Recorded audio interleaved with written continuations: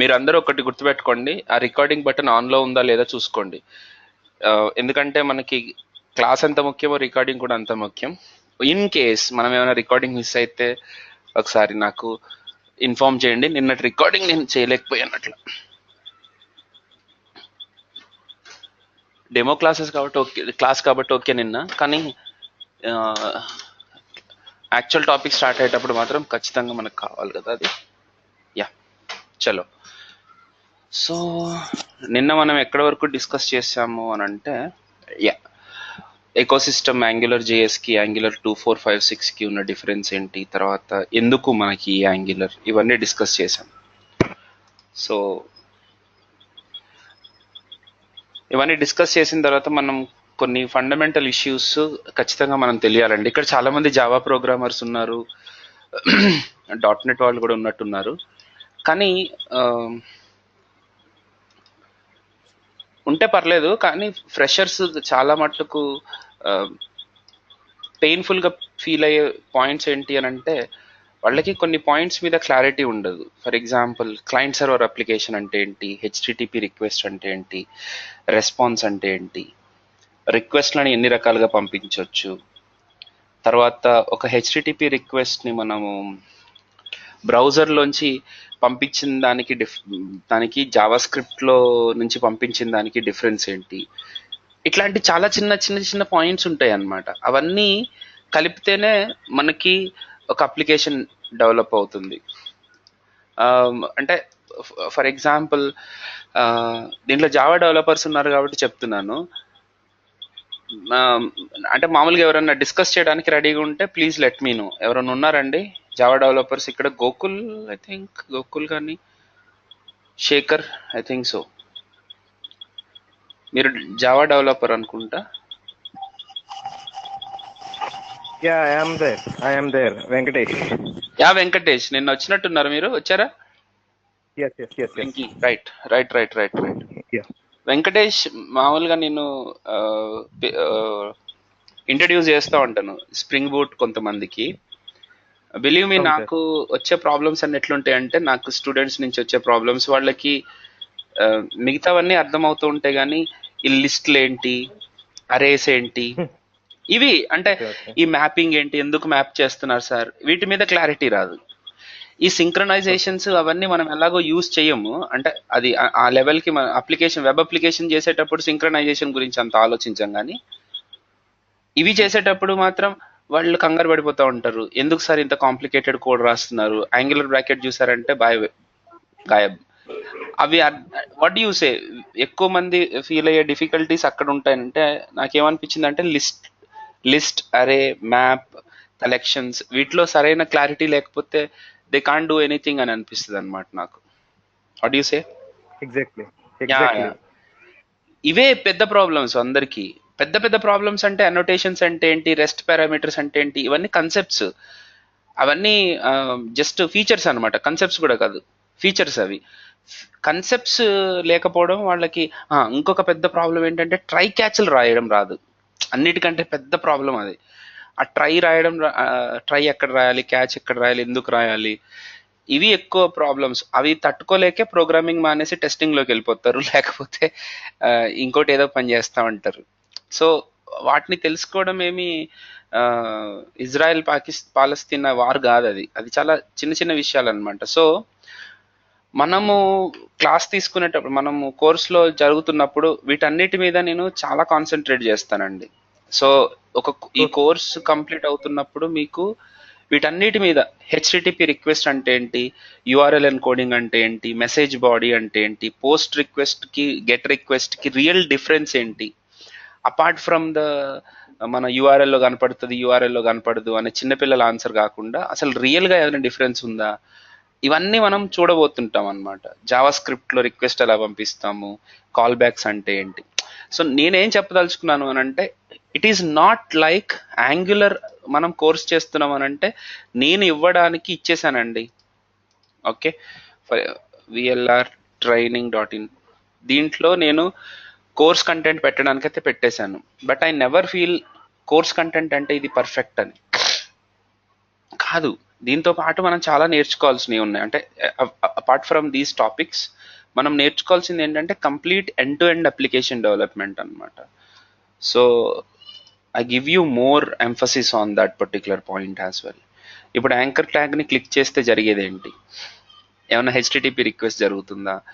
అదే ఫామ్ని సబ్మిట్ చేసేటప్పుడు హెచ్టిటిపి రిక్వెస్ట్ జరుగుతుందా? ఇట్లాంటి మైన్యూట్ పాయింట్స్ కూడా మనము డిస్కస్ చేయబోతున్నాం. ఓకే, అది నేను చెప్పాలనుకున్నాను. ఆ పార్ట్గా ఈ ఈ కోర్స్ని నేను ఎట్లా డివైడ్ చేసుకుంటాను అని అంటే,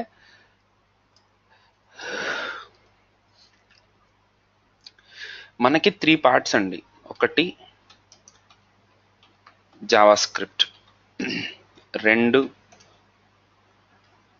ES6 and type script, and 3 angular. ఇవి 3 మనకి జరిగే వర్క్. సో జావా స్క్రిప్ట్ కూడా నేను కవర్ చేస్తున్నాను. జావా స్క్రిప్ట్ కవర్ చేసేది అంటే ఏదో కవర్ చేసినట్టు కాకుండా నేను ఏదో ఎక్స్క్యూజ్ సార్. యా చెప్పండి. Hello sir, I think Java script లో మాక్సిమం రెస్ట్ అంటే క్లయింట్ నుంచి వచ్చే యూఆర్ఎస్ ని ఎట్లా హ్యాండిల్ చేస్తాము, అది సర్వర్ కి కాల్ బ్యాక్స్ ఎలా తీసుకుంటాము, అది చెప్తే బెటర్ అనిపిస్తుంది సార్. అది చాలా మందికి కొంచెం అర్థం కాదు కదా, పోస్ట్ రిక్వెస్ట్ ఎలా చేస్తాం, గెట్ రిక్వెస్ట్ ఎలా యూఆర్ఎల్ మ్యాపింగ్ చేసుకుంటాం అనేది యూజింగ్ జావా స్క్రిప్ట్ అనేది. వెంకటేష్ గారు, నేను మొత్తం జావా స్క్రిప్ట్ చెప్తానంటున్నా. నేను అదొక్క నేను మొత్తం ఓన్లీ ఒక పాయింట్ అని చెప్పట్లేదు. నేను ఇక్కడ రాశాను కూడా ఆల్రెడీ మీకు. ఇక్కడ నాకు ఆ పీడిఎఫ్లు పీపీటీలు మెయింటైన్ చేయాలంటే చిరాకు. ఆల్రెడీ నేను ఇక్కడ రాశాను XML HTTP రిక్వెస్ట్ ఏంటి, ఫెచ్ ఏంటి, ఈ ఏపీఐ ఎందుకు యూజ్ అవుతుంది, ఇవన్నీ నేను రాశాను. జావా స్క్రిప్ట్ లో మెయిన్ గా ఇవి 2 కవర్ చేస్తాం. Okay sir. ఓకే, సో ఇది ఒకటి చెప్పకుండా వదిలేశాను అని నాకు ఏమీ ఉండకూడదు at the end of the day. Okay, I want 100% satisfaction feedback. 99.9 కూడా నాకు నచ్చదు. I'm very much open to that. Okay, so నేను ఎండ్ టు ఎండ్ చెప్పడానికి నేను సిద్ధంగా ఉన్నాను. మీరు కూడా కొద్దిగా ప్రాక్టీస్ని కనుక పెంచితే దానికి న్యాయం చేయగలుగుతాం. ఓకే, అంతే అంతే, అంతకుమించి రిక్వెస్ట్ ఏం లేదు. So just keep on pushing your self to practice these topics అనమాట ఇప్పుడు చెప్పేవన్నీ కూడా. సో నేనేమి జావా స్క్రిప్ట్ అంటే ఆబ్జెక్ట్ ఓరియంటెడ్ జావా స్క్రిప్ట్ అనే టెక్స్ట్ బుక్ నా చేతిలో ఉంటుంది. దీంట్లో నేను మోస్ట్ ఆఫ్ ద పాయింట్స్ మాట్లాడతాను. Okay, most of the points. మీరు కూడా ఏం చేయాలి అని అంటే ఈ టెక్స్ట్ బుక్ని చదవాలి.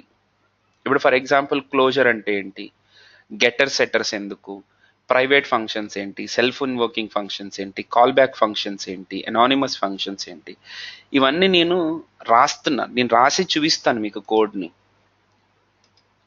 ఇప్పుడు మీరు నా కోడ్స్ చూసినట్లయితే నా ప్రీవియస్ క్లాసెస్లో నేను బ్యాచ్కి మెయింటైన్ చేస్తూ ఉంటాను కదా కోర్స్ని. ఎగ్జాంపుల్స్ అని అదే పెట్టుంటాను. నాకు ఇప్పుడు మార్నింగ్ జరుగుతున్న బ్యాచ్ జావా స్క్రిప్ట్లో ఈ కోడ్ అంతా రాశాను నేను. ప్యాటర్న్స్ ఎలా ఉంటాయి ఈ కోడ్ రాసుకున్నాను నేను. అలాగే టైప్ స్క్రిప్ట్లో ఈ ఎగ్జాంపుల్స్ ఏమేమి రాశానో అన్ని చూపించాను ఇక్కడ. ఇదంతా కోడ్ రాస్తున్నాను నేను. ఇప్పుడు తర్వాత ఇవి బయట కూడా రాశాను. యారో ఫంక్షన్స్ ఎలా వర్క్ అవుతున్నాయి. These are the fundamentals of ES6 అన్నమాట. సో అందుకని బయట రాసినట్టున్నాను వాటిని. సో అట్లా బయట ES6 గురించి రాశాను. అట్లాగే ఇప్పుడు యాంగులర్కి ఒక అప్లికేషన్ క్రియేట్ చేశాము. ఓకే, ఆ అప్లికేషన్లో ఏమేమి చేస్తున్నాం అనేది ఒక్కొక్క రోజు అన్నీ రాసుకుంటూ పోతున్నాను అనమాట. సో అప్లికేషన్ డెవలప్ మనతో పాటే అవుతూ ఉంటుంది. కోడ్ అనేది రాస్తూ చూపిస్తూ ఉంటాను మీకు.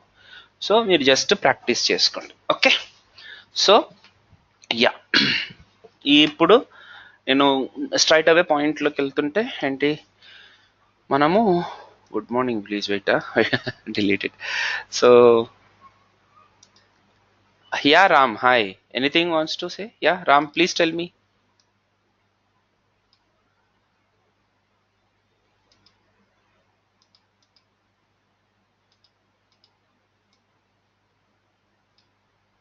ఓకేనండి, welcome. Yeah Gokul, okay okay okay, yeah nothing, even నేను లేట్ అయ్యాను కొద్దిగా. Okay, so JavaScript, ES6, TypeScript and Angular. Okay, కొద్దిగా కొద్దిగా ఓకే, ఇవి 3 మనం కవర్ చేసుకుంటామండి సింప్లిఫైడ్గా. ఇవి కాకుండా నేను ఒక స్పెషల్గా మీకు చెప్పాలనుకునేవి ఏంటి అని అంటే, ఒకటి మనం ఈ ప్రాసెస్లో మనం ఇంకా ఏమేమి నేర్చుకుంటాము అని అంటే, one is what is that, boot strap. తర్వాత ఎంల్యాబ్ అని ఒక డేటాబేస్, క్లౌడ్ డేటాబేస్ ఒకటి తెలుసుకుంటాం. ఆటోమేటిక్గా మనకి రెస్ట్ఫుల్ ఏపీఐని ప్రొవైడ్ చేసే డేటాబేస్. తర్వాత ఎంల్యాబ్ అయిపోయిన తర్వాత ఇంకొకటి ఫైర్ బేస్ అని ఒక గూగుల్ ప్రోడక్ట్ ఉంది డేటాబేస్ మెయింటైన్ చేసేది, అదొకటి తెలుసుకుంటాం. తర్వాత ఇంకొకటి కూడా నేను స్పెసిఫిక్గా చెప్తాను, I don't know whether many people are teaching this or not.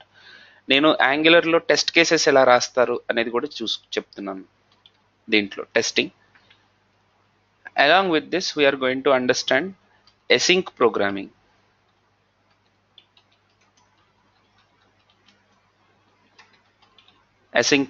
Asynchronous programming. దీంట్లో మనము స్పెసిఫిక్గా అండర్స్టాండ్ చేసుకునేది ఏంటంటే, అసింక్ ప్రోగ్రామింగ్ ఎలా చేస్తాం అనేది ఒకటి తెలుసుకుంటాం. తర్వాత RxJS ఇది. సో ఇవి నేను అఫీషియల్గా ఎక్కడ మెన్షన్ చేసినా చేయకపోయినా ఉంటాయి, మన వెబ్సైట్లో కనపడుతుంది RxJS గురించి. కన్జంప్షన్ ఆఫ్ అబ్జర్వబుల్స్ వర్సెస్ ప్రామిసెస్ అనే పాయింట్ నేను ఇక్కడ కూడా మెన్షన్ చేశాను.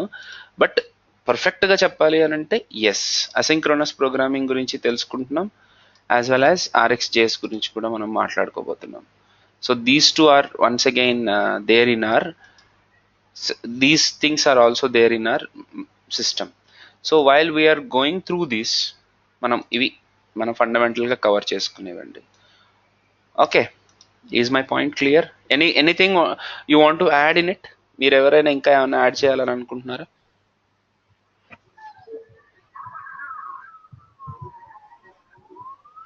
No sir. Okay, yeah yeah.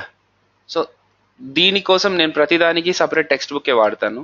Java script చెప్పేటప్పుడు ఆబ్జెక్ట్ ఓరియంటెడ్ జావా స్క్రిప్ట్ అని ఒక టెక్స్ట్ బుక్ ఉంది, ఆ టెక్స్ట్ బుక్ మీకు ఇచ్చేస్తాను. ఇందాక angular material Rajasekhar maximum cover అయింది సార్, కానీ రాజశేఖర్ నేను యాంగులర్ మెటీరియల్ చెప్పాలి అని అంటే కొద్దిగా ఆలోచిస్తాను అనమాట. అది కొద్దిగా హెవీగా ఉంటుందమ్మా, ఇంట్రడక్షన్ ఇచ్చేసి వదిలేసేయడం అన్నట్టు కాకుండా, మీకు రియల్గా రిక్వైర్మెంట్ ఉంది అని అంటే I'm ready to tell you that, but చాలా హెవీ అది. అందుకనే నేను దాన్ని ఇంక్లూడ్ చెయ్యను, అందుకనే బూట్ స్ట్రాప్ వాడుతున్నాం. అండ్ మోర్ ఓవర్ అది కొద్దిగా ఇన్స్టేబుల్గా కూడా ఉంది. ఒకసారి అప్లికేషన్స్ లో మీరు చేస్తున్నారా, మీ కంపెనీలో అది వాడుతున్నారా ఇప్పుడు? మేము యాంగులర్ 1 వాడుతున్నాము. మెటీరియల్ వాడుతున్నాం. అది ఎక్కడుందమ్మా? యాంగులర్ 1 కి మెటీరియల్ మెటీరియల్ వేరే కదా. అవునవును, అదే నేను యాంగులర్ 1 చేసినప్పుడు యాంగులర్ మెటీరియల్ వాడాము అని చెప్తున్నా. అదే, కానీ యాంగులర్ 2 విషయంలో కొద్దిగా ఇన్స్టేబుల్ గా ఉంది బ్రదర్ అది. ఓకే, నాకు ఇంట్రెస్ట్ ఉంది దాన్ని టీచ్ చేయడానికి, కానీ రియల్ గా అప్లికేషన్స్ కి యూజ్ అవుతుందా లేదో తెలియదు, అండ్ ఇట్ టేక్స్ టైం మీకు, అందుకని నేను దాన్ని మెన్షన్ చేయాలి. సీరియస్ గా కంపెనీలో మొత్తం యాంగులర్ మెటీరియల్ వాడుతున్నా, అందుకని అడిగా, అంతే, ఏం లేదు. ఓకే ఓకే ఓకే, కంపెనీలో వాడుతున్నారా? ఓకే, ఒకసారి వాళ్ళు స్టేబుల్ ఏ వర్షన్ వాడుతున్నారో కనుక్కోండి, అది నిజంగా స్టేబుల్ గా ఉందా, అండ్ యాంగులర్ 246 కి కంపాటబిలిటీ బాగుందా లేదా అనేది ఒక్కసారి కనుక్కొని చెప్పండి. మేము చేసాము వర్క్ దాని మీద, కానీ I had to check it out once again. Okay, yeah, okay fine. So ఇవి దీంట్లో ఇంకా చెప్పాలంటే ఫైర్ బేస్ యూస్ చేసి అథెంటికేషన్ సిస్టమ్స్ అవన్నీ చేస్తాం. ఫస్ట్ నేను బుల్లెట్ పాయింట్స్ గా నేను ఏమేమి కవర్ చేస్తున్నాను అనేది ఇక్కడ చూపించేశాను మీకు. తర్వాత చెప్పేటప్పుడు కాన్సెప్ట్స్ తో పాటు నేను 2 విషయాలు ఫాలో అవుతాను. రూల్ నెంబర్ 1, ప్రతిదానికి ఒక అసైన్మెంట్ ఉంటుంది, అసైన్మెంట్ మీరు చెయ్యాలి. ఫర్ ఎగ్జాంపుల్ నేను జావా స్క్రిప్ట్ ప్రోగ్రామింగ్ చెప్పినప్పుడు ప్రోగ్రామింగ్ అసైన్మెంట్స్ ఇస్తాను, ఈ అసైన్మెంట్స్ మీరు ఫాలో అవ్వాలి. అఫ్ కోర్స్ సీరియస్ డెవలపర్స్ ఉంటే మీకు చాలా సిల్లీగా అనిపిస్తుంది, నేనేమంటానంటే 1 to 10 ప్రింట్ చేయండి, 10 to 1 ప్రింట్ చేయండి, 1 to 10 ప్రైమ్ నెంబర్స్ ప్రింట్ చేయండి, ఇట్లాంటి క్వశ్చన్స్ ఉంటాయి అన్నమాట. Just to ask you for practice అంతే, అంతకుమించి ఏం లేదు. కానీ యూఐ డెవలపర్స్ గైస్, మీరు నిజంగా మీకు హెచ్టిఎంఎల్ సిఎస్ఎస్ బూట్ స్ట్రాప్ తోటే మీరు ఉండిపోతే మాత్రం దయచేసి నేను ఇప్పుడు ఈ అసైన్మెంట్స్ అన్నిటిని మీరు కంప్లీట్ చేయాలి. లూప్స్ విషయంలోకి వచ్చేసరికి I think I have something around 20-25, yeah 29-28 వరకు ఉన్నాయి. ఆ అసైన్మెంట్స్ అన్ని కంప్లీట్ చేయండి. Okay, while I'm writing the code మీరు ఫాలో అవ్వగలుగుతారు అప్పుడు. లేకపోతే ఆ speed, sure sir, sorry to ask you, there is N exercise on OAuth 2. OAuth 2, okay, yeah, OAuth 2, okay fine, అది ఇస్తాను నేను కావాలంటే. యా, ఫైర్ బేస్ యూస్ చేసి మనం చేస్తాము. కాకపోతే OAuth 2 మీకు స్పెసిఫిక్గా కావాలా? ఓకే, అది చేపిస్తానమ్మా. సరే, అథెంటికేషన్ మోడల్లో OAuth 2 ఇంక్లూడ్ చేస్తాను. సో ఒక యా, క్వశ్చన్ సార్, చెప్పండి. OAuth 2 అని అంటే ఈఎంఎస్ అజూర్ ఏడి అథెంటికేషన్ తోని చేసి చూపిస్తారా ఎలా? Google authentication, not Azure, not EMS. అది స్పెసిఫిక్ కదండి ఈఎంఎస్. మన యాంగులర్ లో ఈఎంఎస్ అథెంటికేషన్ తో అప్లికేషన్ అథెంటికేట్ చేసి చూపిస్తారా? లేదండి, నేను గూగుల్ ఓఆత్నే వాడుతున్నాను ప్రస్తుతానికైతే. ఇప్పుడు మీకు స్పెసిఫిక్గా అది జనరిక్గా ఉందా? ఎందుకంటే గూగుల్, ఫేస్బుక్, గిట్ ఇవే కదా అందరూ వాడేది. ఇవి కాకుండా మీరు స్పెసిఫిక్గా నేనంటుంది అథెంటికేషన్, మన Azure AD authentication. Okay okay okay, సరే పంపించండి ఒకసారి చూడాలి. నేనైతే దాంట్లో నేను ఎప్పుడు చేయలేదు. So I just go through that definitely. Okay, yeah, we're going to JavaScript or Java in Angular? No, JavaScript అండి, నాట్ జావా. జావా వేరు, జావా స్క్రిప్ట్ వేరు.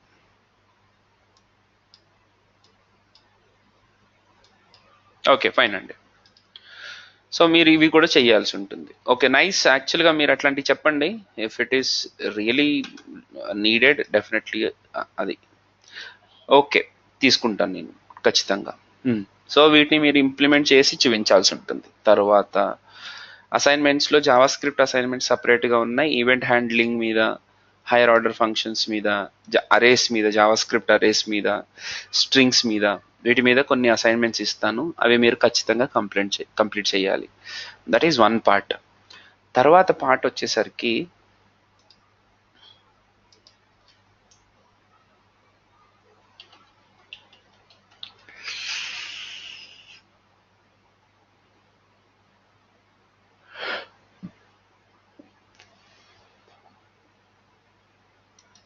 లేదండి, ఎక్లిప్స్లో రాయట్లేదు మనకి విజువల్ స్టూడియో కోడ్ అని ఒకటి ఉంది, దాన్ని యూజ్ చేస్తాం. ఎక్లిప్స్ కాదు మనం యూజ్ చేసేది. సో మనము ప్రాజెక్ట్స్ కానీ యాప్స్ కానీ మనం ఏం డెవలప్ చేయబోతున్నాము అని అంటే, in our application these are the projects and apps. Okay, to do list app ఒకటి, టైమర్ యాప్ ఒకటి, నోట్ యాప్, గ్రాఫ్ యాప్, తర్వాత CRUD operations using rest API with rest API using mLab, తర్వాత Firebase తోటి CRUD operations ఎలాగా, Firebase authentication system ఎలా work చేస్తుంది, వీటన్నిటితోటి నేను మీకు చూపిస్తాను. ఇది కాకుండా ఇవన్నీ యాప్ లెవెల్లో. ఒక ఎండ్ టు ఎండ్ ప్రాజెక్ట్ లెవెల్లోకి వచ్చేసరికి we're going to discuss about blog project ఒకటి, ఈ కామర్స్ ప్రాజెక్ట్ ఒకటి. సో మీకు ఏదన్నా ఉంటే మీరు వర్క్ చేయండి, దాన్ని నేను సపోర్ట్ చేస్తాను డెఫినెట్గా. అండ్ ప్యూర్ డెవలపర్స్కి నేను చెప్పాల్సిన పని లేదు, వాళ్ళు ఆల్రెడీ డెవలప్ చేస్తూ ఉంటారు కాబట్టి అప్లికేషన్స్లో యాంగులర్ ఎక్కడెక్కడ వాడుతున్నారు అనేది వాళ్ళకి తెలుసు already. So that is not a big deal. ఇవి కోర్స్ కోసం నేను క్రియేట్ చేయించిన projects. What should we learn for me question ఒకసారి కంప్లీట్ చేస్తారండి Radha? What should we learn for Angular developer? I mean prerequisites గురించి అడుగుతున్నారా?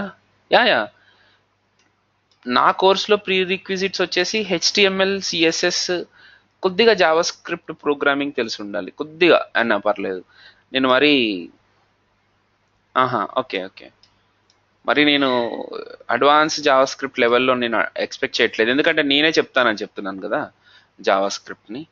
సో అందుకని if you are a tester, okay. నేను నిన్న కూడా ఒక మాట చెప్పాను, చక్కగా ఒక విఎల్ఎస్ఐ అమ్మాయి కంప్లీట్గా ప్రాజెక్ట్ని కంప్లీట్గా నేర్చుకుంది.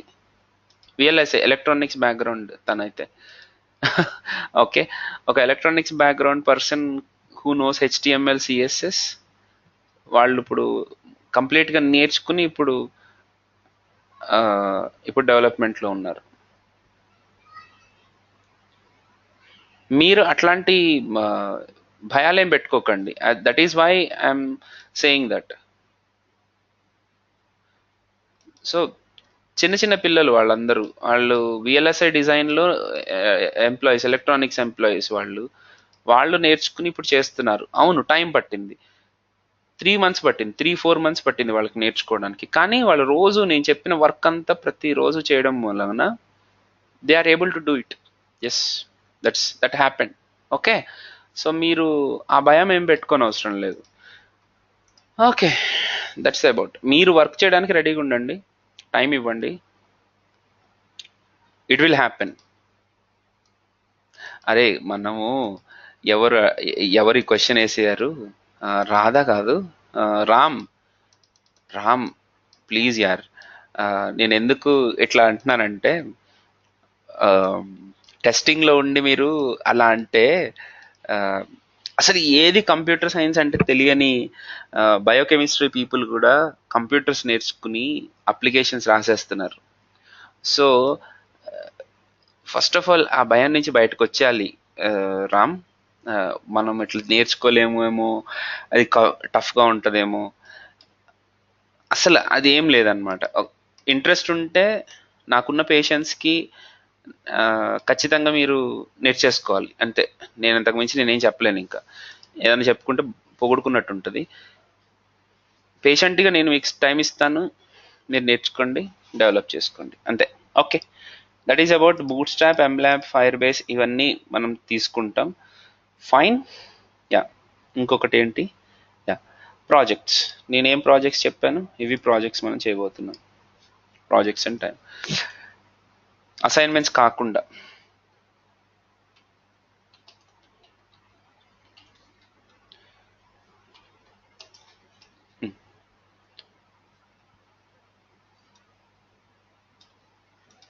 Okay. So hope you understood what we are going to do in this. Chalo, let's dive into the process. దీని ముందు నేను ఒక చిన్న స్టోరీ స్టార్ట్ చేస్తాను. ఓకే, స్టోరీ ఏంటంటే,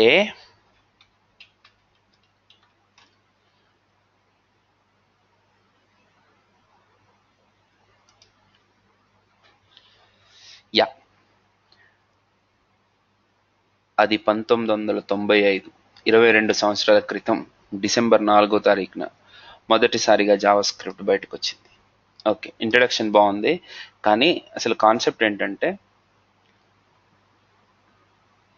హెచ్టిఎంఎల్ అనే లాంగ్వేజ్ మనకి బ్రౌజర్లో టెక్స్ట్ని డిస్ప్లే చేయడానికి, దాని టెక్స్ట్ అనే కాదు, మీడియాని డిస్ప్లే చేయడానికి, కంటెంట్ని డిస్ప్లే చేయడానికి కావలసినటువంటి ఫీచర్స్ని ప్రొవైడ్ చేసింది. ఎలిమెంట్స్ అనుకోండి, అట్రిబ్యూట్స్ని యూస్ చేసుకుని హెచ్టిఎంఎల్ ఒక ఫీచర్ని ప్రొవైడ్ చేసింది. అంటే ఒక కంటెంట్ని డిస్ప్లే ప్రాపర్గా చేయడానికి కావాల్సిన ఫీచర్స్ అన్నిటిని ప్రొవైడ్ చేసేసింది. ఇక్కడ వరకు బాగానే ఉంది. అయితే ఆ కంటెంట్ని రన్ టైంలో స్టైల్ చేయాలనుకోండి, అది కుదరట్లేదు. రన్ టైంలో అంటే స్టైలింగ్ కోసం ఆ హెచ్టిఎంఎల్ మొత్తం అంతా డిస్టర్బ్ అవుతుంది అనమాట. అందుకని సపరేట్గా స్టైలింగ్ చేయడం స్టార్ట్ చేశారు. దాన్ని క్యాస్కేడింగ్ స్టైల్ షీట్స్ అని అన్నారు. దాన్ని ప్రజెంటేషన్ అని కూడా అంటాం మనం. ఇవి రెండు కాకుండా ఇప్పుడు కొన్నిసార్లు ఒక స్టైల్ని అప్లై చేయాలి, కొన్నిసార్లు ఆ స్టైల్ని అప్లై చేయకూడదు.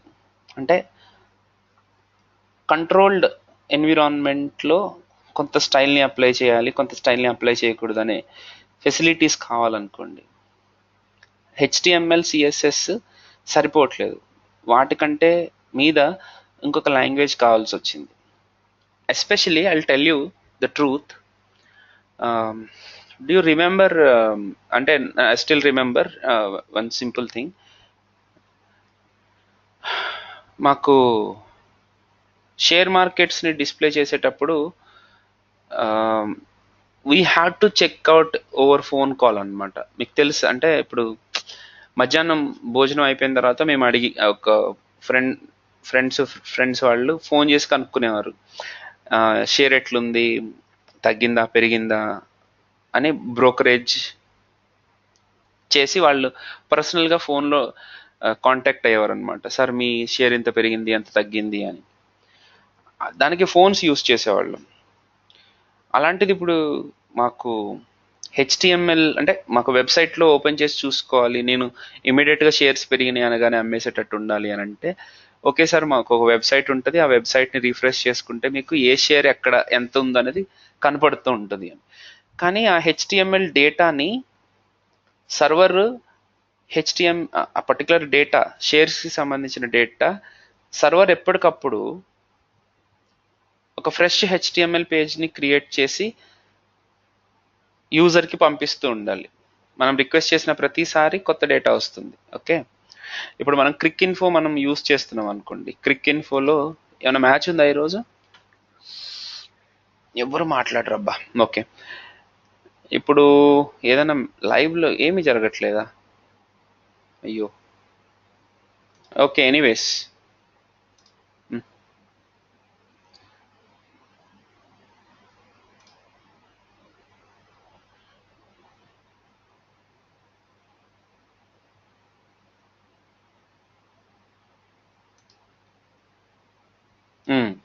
ఇప్పుడు ఇలా నేను మ్యాచ్ చూస్తున్నాను అనుకోండి. యాజ్ సూన్ యాజ్ మనం అక్కడ ప్లే జరుగుతున్నప్పుడు స్కోర్ మారుతున్న కొలది, వాళ్ళు రన్స్ స్కోర్ చేస్తున్న కొలది ఈ నెంబర్స్ ఆటోమేటిక్గా మారుతూ ఉంటాయి కదా. అది ఈ రోజులలో జరుగుతుంది. ఇంతకు ముందు అట్లా జరిగేది కాదు. మనం రిఫ్రెష్ చేసుకుంటూ ఉండాల్సి వచ్చేది. రిఫ్రెష్ చేసుకుంటే ఆ స్కోర్ మారుతూ ఉండేది అనమాట. అయితే ప్రతిసారి సర్వర్ మనకి ఫ్రెష్ పేజ్ని పంపిస్తూ ఉండాలి. ఓకే, ఈ పంపించేటప్పుడు నార్మల్ డేటా అయితే పర్లేదు, కానీ ఒక గ్రాఫ్ని పంపించాలంటే ఎట్లా పంపిస్తుంది? అర్థమవుతుందా మీకు?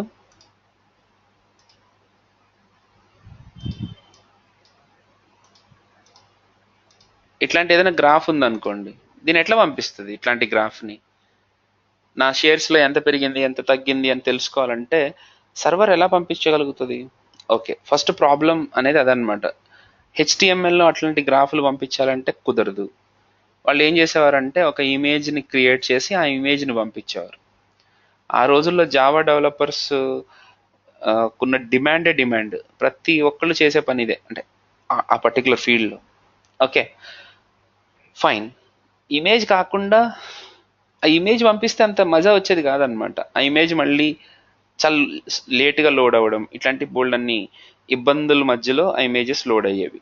ఓకే, ఇక్కడ వరకు బాగానే ఉంది. అండ్ మోర్ ఓవర్ అది రియల్ టైం డేటా కాదు.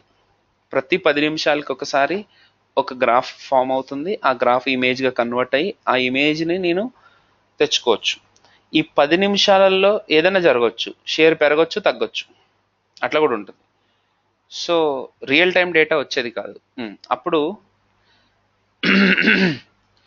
సర్వర్స్ చాలా లోడ్ని ఫేస్ చేసేవన్నమాట. ఇప్పుడు ఒక 10 లక్షల మంది ఒకటేసారి ఒక వెబ్సైట్ని చూస్తున్నారు అనుకోండి, ఒక ఒక సైట్ని, అప్పుడు దాన్ని లోడ్ని తట్టుకోలేకపోయేది. సో దానికోసం ఏం చేశారనంటే, ఈ గ్రాఫ్ పాయింట్స్ ఉంటాయి కదా, ఈ గ్రాఫ్ పాయింట్స్ని నేను సర్వర్ నుంచి క్లయింట్కి పంపిస్తాను. క్లయింట్లోనే అంటే మన కంప్యూటర్లోనే ఈ గ్రాఫ్ పాయింట్స్ని యూస్ చేసి క్లయింటే ఈ గ్రాఫ్ని ఎలా ప్రిపేర్ చేయాలి, గ్రాఫ్ని ప్రిపేర్ చేసేటట్టు క్లయింట్ దగ్గరే ఆ ఫెసిలిటీ ఉండాలి అని అనుకున్నది. కానీ బ్రౌజర్లో లోడ్ చేసేటప్పుడు బ్రౌజర్లో వర్క్ అయ్యేది HTML CSS కదా. అట్లాంటప్పుడు ఈ గ్రాఫ్లు ఎట్లా క్రియేట్ అవుతాయి? క్రియేట్ అవ్వవు. అప్పుడు ఈ నెట్స్కేప్ నావిగేటర్ అని ఒక బ్రౌజర్ కంపెనీ జావా సన్ మైక్రో సిస్టమ్స్ని హెల్ప్ అడిగింది. సార్ ఇట్లా అనుకుంటున్నాము, ఏం చేద్దామని. Then Sun Microsystem said, okay మేము ఒక 15 daysలో మీకు ఒక ప్రపోజల్ తోటి వస్తాం అని అంది. 15 days తర్వాత ఒక ప్రపోజల్ తోటి వెళ్ళింది.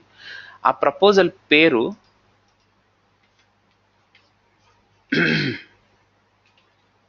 యాప్లెట్.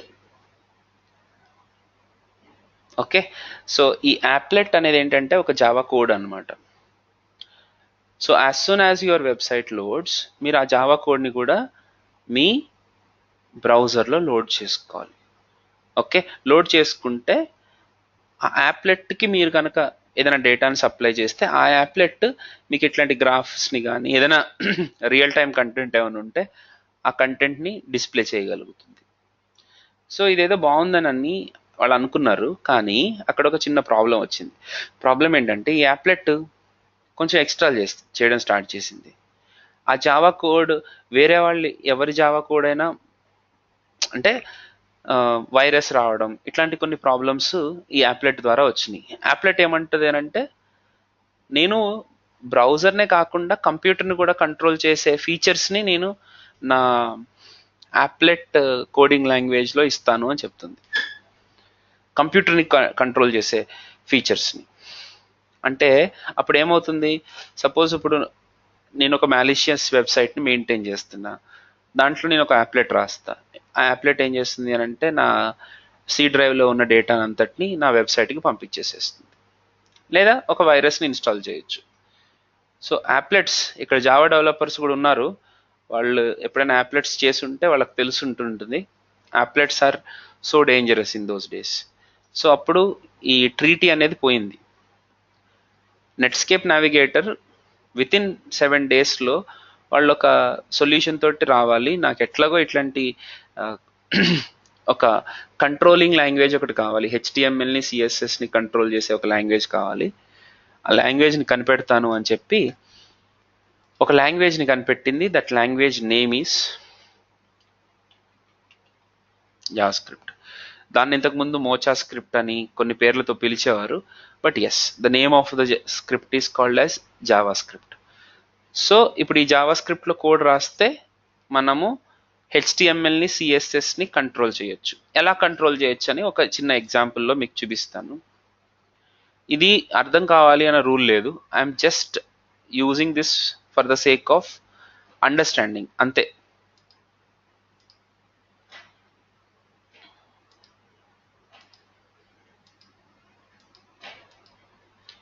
మీకు జావా స్క్రిప్ట్ ఏం చేయగలుగుతుంది అని చెప్పడానికి మాత్రమే నేను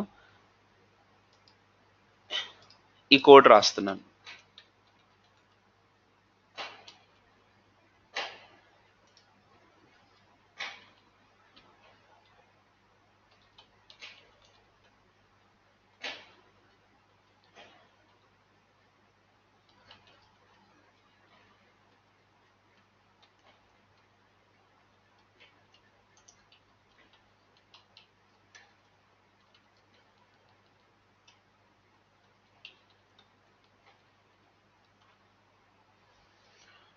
సో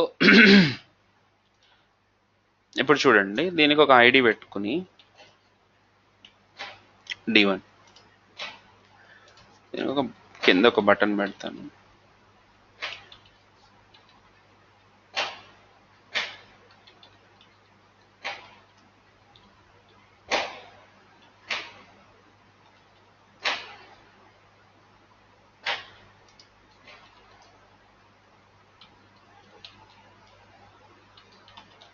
మీకు ఏం అర్థం కావాల్సిన పని లేదు, నేను కోడ్ మాత్రమే రాస్తున్నాను. If x is equal to 0, ఇవన్నీ మీతో రాయిపిస్తాను నేను, జస్ట్ ఫర్ అండర్స్టాండింగ్ మీకు చూపిస్తున్నాను.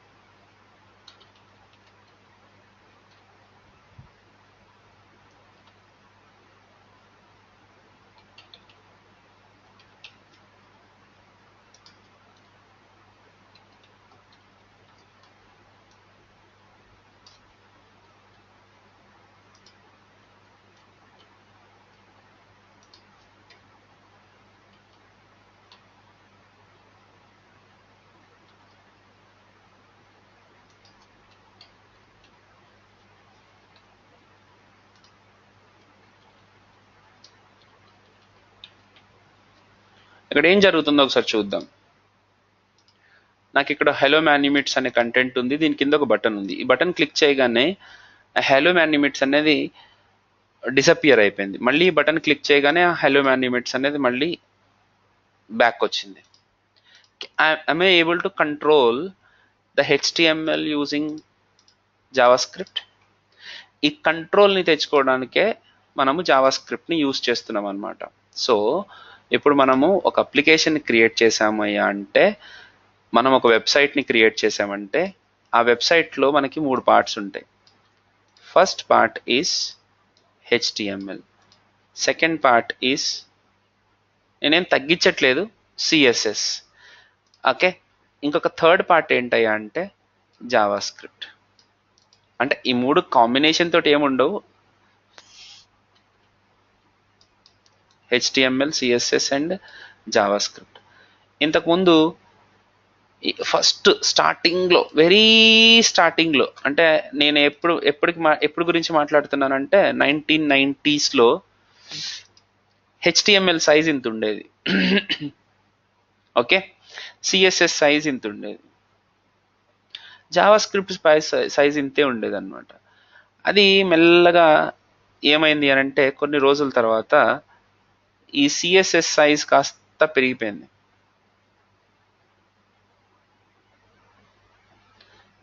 కొన్ని రోజుల తర్వాత కాదు, కొన్ని రోజుల తర్వాత సీరియస్గా చెప్పాలంటే మనము HTML కంటే CSS ఎక్కువ ఉండే రోజులు కూడా వచ్చినాయి అనమాట యాక్చువల్గా. అట్లా జావాస్క్రిప్ట్ కూడా అంతే ఉండేది. కానీ ప్రస్తుత పరిస్థితి ఏంది అని అంటే ఇప్పుడు ఈ రెండిటికంటే జావాస్క్రిప్ట్ ఎక్కువైపోయింది. మొత్తం ఒక వెబ్ పేజ్ని కానీ మనం ఒక వెబ్ అప్లికేషన్ కానీ క్రియేట్ చేసుకోవడానికి జావాస్క్రిప్ట్ కోడ్ ఎంత ఉంది, ఇంత కోడ్ అయిపోయింది, ఇంకా పెరిగిపోయింది, ఇంకా ఇంకా ఇంకా ఇంకా ఇంకా. ఇప్పుడు ఏమైందంటే ఈ HTMLని CSSని కూడా జావాస్క్రిప్టే జనరేట్ చేసిస్తుంది. Try to understand my point.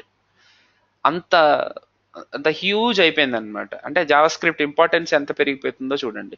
స్టార్టింగ్లో మనం దేనికి యూజ్ చేసాం, చిన్న చిన్నగా కంట్రోల్ చేయడానికి మాత్రమే యూజ్ చేసాం. ఇప్పుడు అసలు వీటిని జనరేట్ చేసేదే జావాస్క్రిప్ట్ అన్నట్టు తయారైంది. వీటిని జనరేట్, ఎందుకంటే దానివల్ల అన్ని లాభాలు కూడా ఉన్నాయన్నమాట. యాక్చువల్గా అంత ఈజ్ కూడా ఉంది. అందుకనే మనకి జావాస్క్రిప్ట్ని వాడడం పెరిగిపోయింది. ఫస్ట్లో ఏం చేసేవాళ్ళం, మనము కేవలం ఈ HTMLని CSSని కంట్రోల్ చేయడానికి ఉపయోగించేవాళ్ళం. ఓకే, ఫర్ ఎగ్జాంపుల్ ఇంకొక బటన్ క్రియేట్ చేస్తాను. ఆ బటన్ పేరు కలర్ ఇట్. ఓకే, CLR అని ఏదో పెట్టాను నేను ఫంక్షన్. సో ఏం చేస్తానంటే copy function CLR colour, clear కాదు కలర్ నా ఉద్దేశంలో. If x is equal to 1 దాన్ని హైడ్ చేసేయమంటున్నాను. If x is equal to 0 దాన్ని హైడ్ చేయమంటున్నాను. x ఈజ్ ఈక్వల్ టు 1 అయితే దాన్ని బ్లాక్గా డిస్ప్లే చేయమంటున్నాను. ఇప్పుడు అట్లాగే style dot colour is equal to red అని, లేదనంటే colour is equal to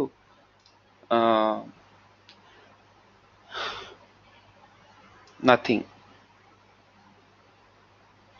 black.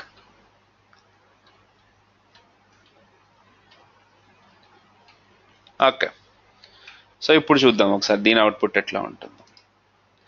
So colour it అనగానే ఏమైంది, అవుట్పుట్ రాలేదు. సేవ్ చేశాను కదా. If x is equal to 0, if x is equal to 0 then బ్లాక్గానే ఉంది కదా అది. సో దాన్ని రెడ్ చేద్దాం. If x is equal to 1 black చేద్దాం. Okay, colour it. సో అది ఏమైంది, రెడ్గా మారిపోయింది. క్లిక్ ఇప్పుడు రెడ్ కలర్ ఇట్ అనగానే 1 అయిపోయింది. క్లిక్. ఓకే, ఎనీవేస్, సో అట్లా మనం స్టైల్ని కూడా కంట్రోల్ చేయొచ్చు, దీన్ని హెచ్టిఎంఎల్ని కూడా కంట్రోల్ చేయొచ్చు. ఎలా కంట్రోల్ చేస్తుంది అనేది నెక్స్ట్ సెకండరీ మనం నేర్చుకుంటాం మన క్లాసెస్లో. కాకపోతే ఇక్కడ జావా స్క్రిప్ట్ ఏం చేయబోతుంది మనకి హెచ్టిఎంఎల్ని సిఎస్ఎస్ని జావా స్క్రిప్టే కంట్రోల్ చేయబోతుంది అనమాట. సో జావా స్క్రిప్ట్ రావడం వల్ల మనకి హెచ్టిఎంఎల్కి రెక్కలు వచ్చినాయి. అంటే హెచ్టిఎంఎల్కి రెక్కలు రాలేదు, సో మన వెబ్ పేజెస్కి రెక్కలు వచ్చినాయి in fact. Okay, so extra powers అనేవి మనకి యాడ్ అయినాయి దేంట్లో మన బ్రౌజర్స్కి. సో అప్పటి నుంచి ఏమైంది అని అంటే జస్ట్ డేటాను పంపిస్తే సరిపోతుంది, మిగతా పని అంతా జావా స్క్రిప్ట్ చేసి పెడుతుంది అనమాట. యానిమేషన్ స్టార్ట్ అయినాయి, జావా స్క్రిప్ట్లో గేమ్స్ రాయడం స్టార్ట్ అయింది. సో హ్యూజ్ ఇంపార్టెన్స్ అనేది పెరుగుతూ వచ్చింది. ఆ హ్యూజ్ ఇంపార్టెన్స్ ఎంత పెరిగింది అని అంటే జావా కూడా భయపడేంత పెరిగింది. జావానే భయపెడుతుంది ఇప్పుడు అది. జావా స్క్రిప్ట్ అనే స్క్రిప్టింగ్ లాంగ్వేజ్ జావాని కూడా భయపడుతుంది. జావా డెవలపర్స్ కొద్దిగా ఫీల్ అవుతారేమో, కానీ నిజమండి ఇది. ఎందుకు అనంటే జావా స్క్రిప్ట్ ఇన్ని రోజులు బ్రౌజర్లో మాత్రమే పనిచేసేది.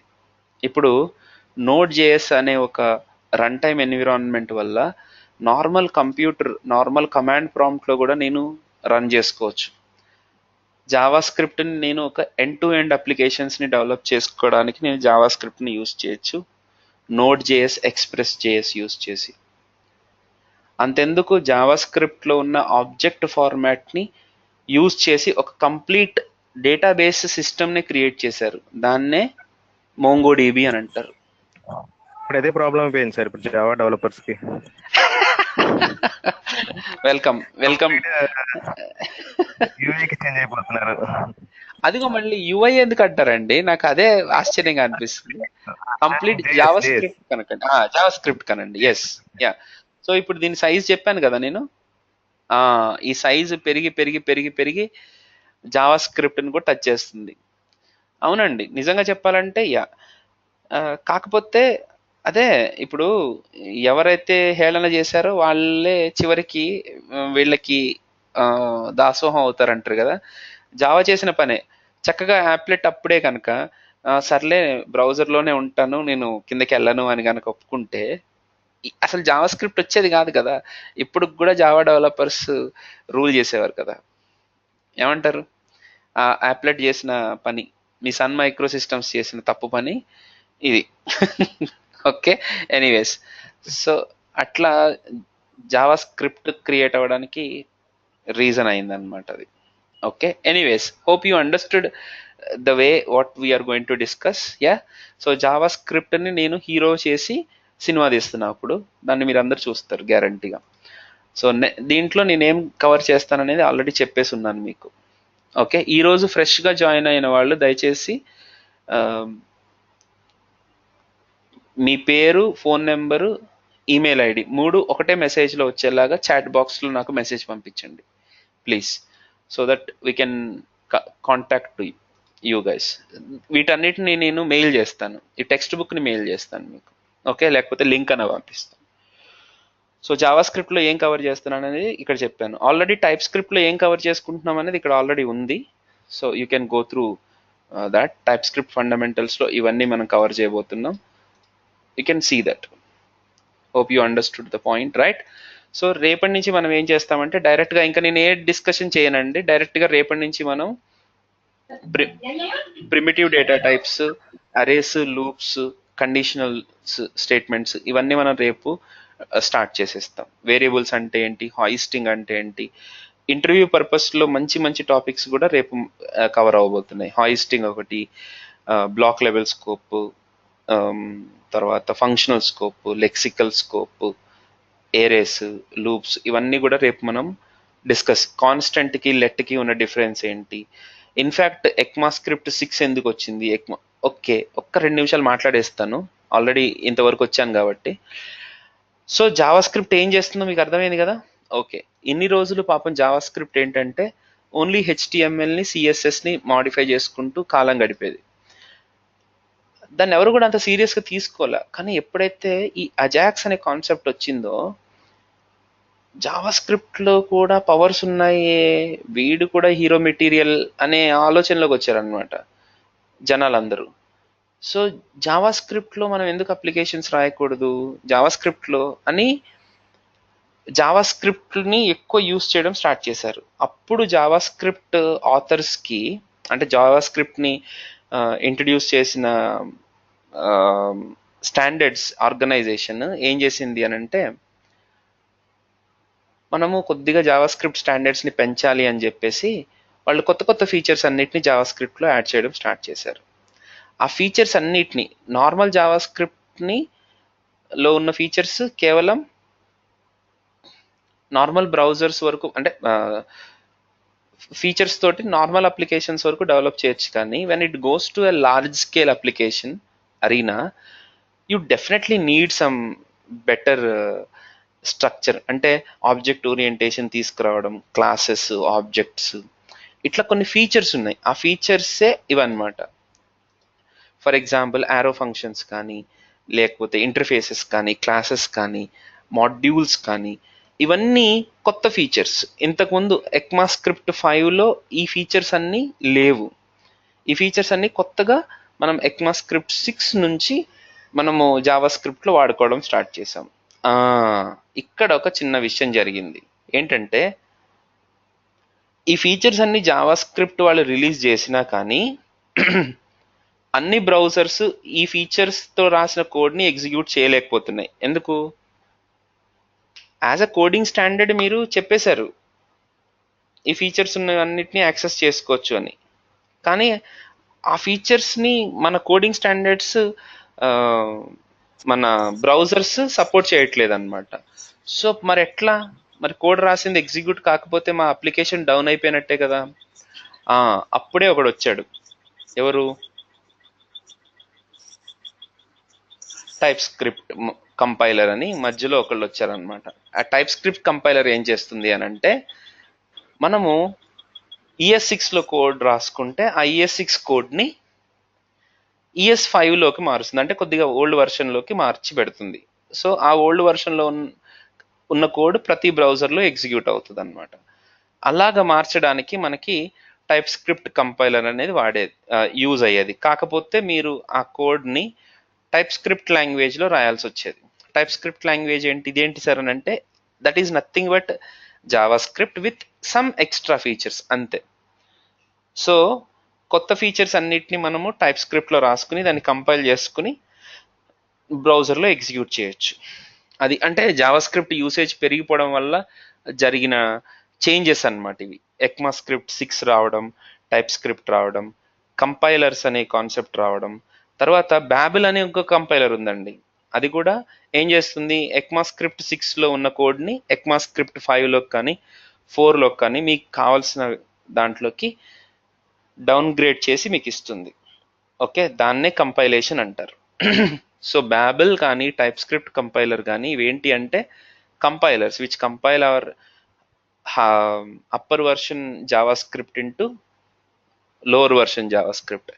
యాక్చువల్గా ఇలాగా ట్రాన్స్లేట్ చేయడాన్ని మనము కంపైలేషన్ అని అనకూడదు. కంపైలేషన్ అంటే high level language into byte code or object code అని అనాలి. ఇక్కడ జరిగేది ఏంటి అని అంటే higher version into lower version. So ఈ ప్రాసెస్ని మనం ఏమంటామంటే ట్రాన్స్పైలేషన్ అని అంటాం. సో బేసిక్గా ఇవి ఉన్నాయి కదా ఏవేవి, బ్యాబిల్ కానీ టైప్ స్క్రిప్ట్ కంపైలర్ కానీ, వీటిని మనం కంపైలర్ అనే కంటే కూడా ట్రాన్స్పైలర్స్ అని అనాలన్నమాట. ఓకే, సో హోప్ఫుల్లీ మీకు ఈరోజు కొన్ని విషయాలు తెలుసుంటాయి. రేపటి నుంచి మనం క్లియర్గా ఈ ప్రిమిటివ్ డేటా టైప్స్ ఏంటి, అరేస్ ఏంటి, లూప్స్ ఏంటి, కండిషన్స్ ఏంటి, ఇవన్నీ కూడా మనం రేపటి నుంచి స్టార్ట్ చేసుకోబోతున్నాం. So I'm trying to hit the bullseye from tomorrow. So let us start. That's it. Okay, that's it guys. See you tomorrow. I have to start the other class. Okay, so let us meet by 8 sharp tomorrow. That's it. Okay nandi? Okay nandi. Okay nandi. Any doubts please ask me now. No issues.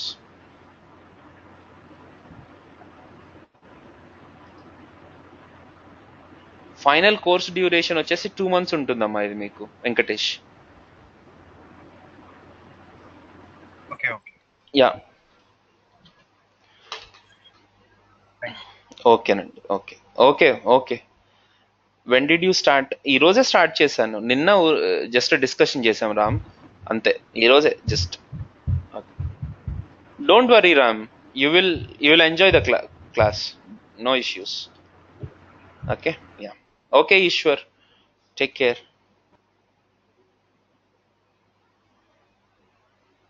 Okay my dear node